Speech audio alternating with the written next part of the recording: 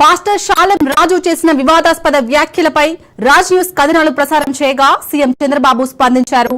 మతాన్ని అడ్డుపెట్టుకుని మహిళలను అవమానించడాన్ని క్షమించమన్నారు సీఎం చంద్రబాబు. మత విద్వేషాలను రెచ్చగొట్టే వారిపై చట్టపరమైన చర్యలు తీసుకుంటామని తేల్చి చెప్పారు. గతంలో అలవాటు పడిన విధానంతో ఇప్పటికీ ఇలానే ప్రవర్తిస్తున్నారన్నారు. ఇవాళ తప్పించుకున్నా ఎప్పటికైనా పట్టుకుని కఠినంగా శిక్షిస్తామన్నారు. గంజాయి డ్రగ్స్ కు అలవాటు పడిన మనుషులు ఒక్కసారిగా మార్పు రాదన్నారు. మహిళలను సభలలో ఉపన్యాసాలలో కించపరిస్తే తాట తీస్తామని తేల్చి చెప్పారు.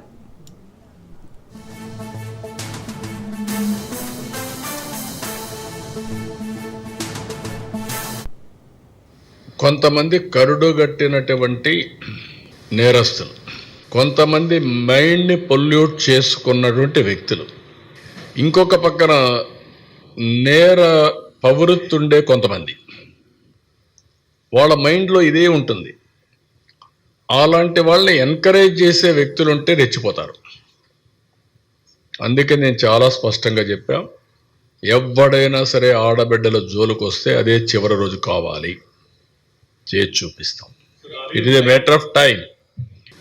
నేను మోటివేట్ చేస్తా, మర్యాదగా చెప్తా, వినకపోతే పబ్లిక్ ఇంట్రెస్ట్ కోసం ఏం చేయాలో చేసి చూపిస్తాం. అంతవరకు వదిలిపెట్టినవ్వండి. కానీ వచ్చిన సమస్య over a period of time మీరందరూ ఏమనుకుంటారు, తప్పించుకోవచ్చు అనుకుంటున్నారు. ఇరుక్కున్న తర్వాత ట్రీట్ చేస్తే అప్పుడు అర్థమవుతుంది వాళ్ళందరికీ. అంత ఫర్మ్గా ఉంటే అర్థమవుతుంది. కానీ కొంచెం టైం పడుతుంది. ఇంకా కొంతమందికి అలవాటు అయిపోయి క్షణికమైనటువంటి ఉద్రేకం కావచ్చు, అలవాటు కావచ్చు, ఆ నేర చరిత్రలో ఉండే మనస్తత్వం కావచ్చు, ఇవన్నీ కలిసి చేస్తున్నారు. బట్ ఐఎమ్ వెరీ క్లియర్, ఈ రాష్ట్రంలో ఎవడైనా సరే నేరాలు చేసి తప్పించుకోవాలనుకున్నా, ఆడబిడ్డల జోలుకొచ్చి తప్పించుకోవాలనుకున్నా అదే చివరి రోజు అవుతుంది. ఇక మల్లెపూలు పెట్టుకునే స్త్రీలు బజారు ఆత్మలని, మల్లెపూలను విసర్జించే మహిళలు పరిశుద్ధ ఆత్మలంటూ బజారు వాగుడు వాగాడు పాస్టర్ షాలెం రాజు.